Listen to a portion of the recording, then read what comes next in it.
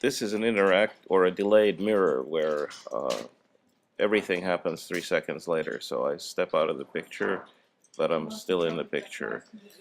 And I step back into the picture, and I only come into the picture later, and everything else sort of happens later. It's a eerie effect. The first thing you see when you enter the Interactive Institute in Kista in Stockholm.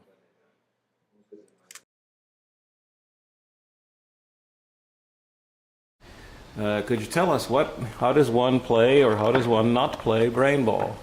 Okay, well, it's got headbands where what the headbands are measuring is on the forehead they're measuring EEG, so they're looking for alpha and theta waves, which are associated with kind of relaxation, meditation. The two players then, those waves are compared, and the most relaxed person starts to move the ball away from themselves towards the other person.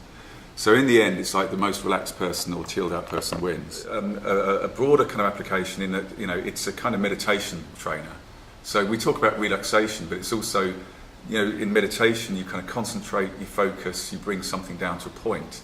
And in a way, that's what we're getting people to do here. But also, the interesting thing is it is very addictive, and it's probably the only game where if you get addicted to it, you just end up being really chilled out.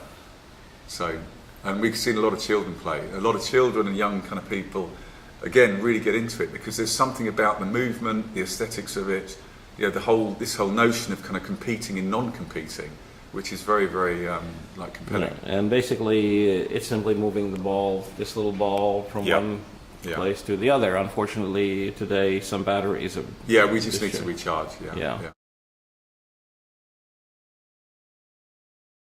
This small box is an antenna receiving a wireless activity in this area, such as mobile phone communication, wireless internet communication system, and some other radio frequency.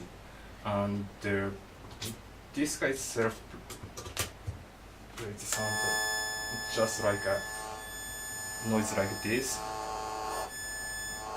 And this box is a synthesizer which you can play the music or sound from this machine. And if I threw the whole synthesizer, that sound became more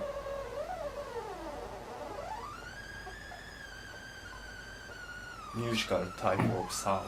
So you turn wireless data communication into sound, into something that sounds a little like music. Yes.